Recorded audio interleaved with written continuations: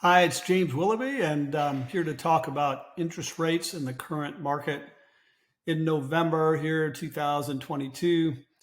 Current fixed rate, according to my friends over here at Randolph Brooks Federal Credit Union, who actually quote rates on their site, and their rates are not volatile. So you'll see that their rates are real similar day after day. They ship maybe once a week. Currently, the conventional fixed rate is at 7%. The 15-year, and that's the 30-year, 15-year is 5.625, and then the FHA and the VA are running at 7.25. Are those good rates? Well, those are the worst rates I've seen in, quite frankly, years. Back in the 2000s, we were definitely at and above those rates. And then back when I started in real estate in the 80s, they were actually 16.5%. That was the first home I ever sold. First home I ever bought in 1985, I paid 14%. So fixed, 14% fixed, right? So the fixed rate of 7% is half of what I paid on my first home. So to put it in perspective, these rates actually historically are not horrible. It's just we haven't seen low rates now in quite a while. Why haven't we seen low rates in quite a while? Well, if we go back over 20 years, we had 9/11, which caused us to drop the rates because the economy just absolutely stalled.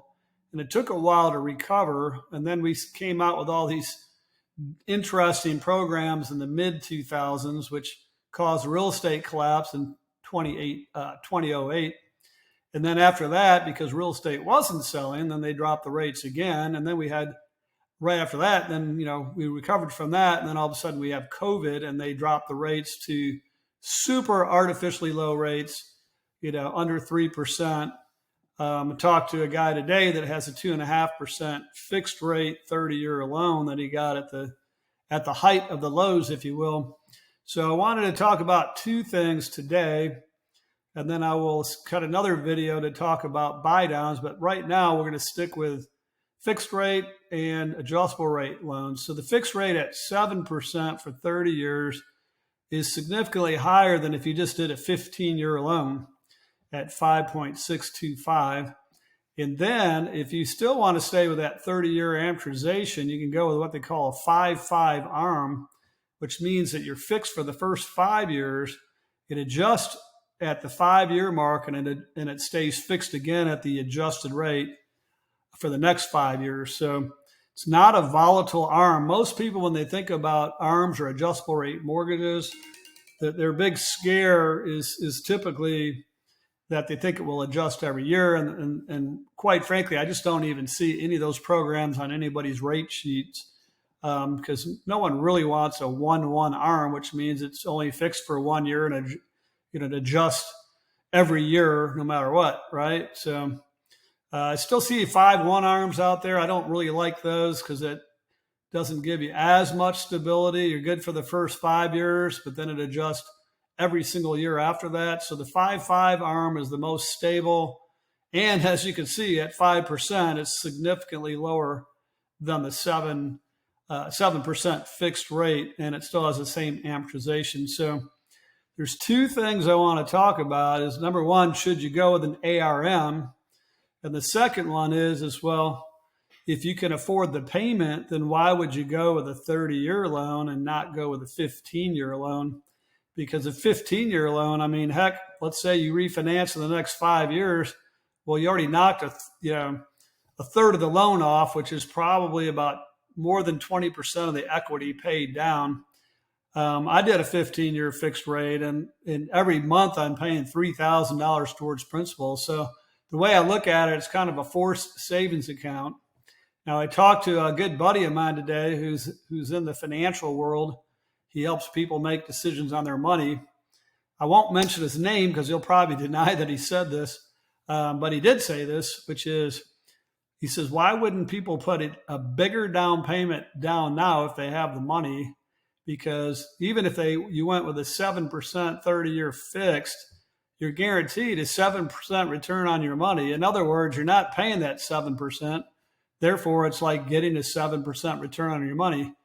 what he's telling me is that for the foreseeable future, for the next couple of years, you're probably not going to ever get 7% return on your money, despite inflation in the financial markets. So that's it's a pretty neat observation. So you could either like put more money down and stay with the 30-year fixed and have a lower payment, or if you have a nice down payment, 20% or more, go with the 15-year fixed and watch your equity grow. I mean, buy the house. Isn't that the goal? I mean, why do we even want a mortgage payment? We only have a mortgage payment because we can't afford to just pay cash, right? But with a 15-year fix, you're certainly paying it down a lot faster. And look, you're saving 1.375 in the interest, which is pretty significant. It's a faster amortization, so you'll probably have obviously you have a bigger payment, even though it has a lower interest rate, but you're paying it off a lot faster.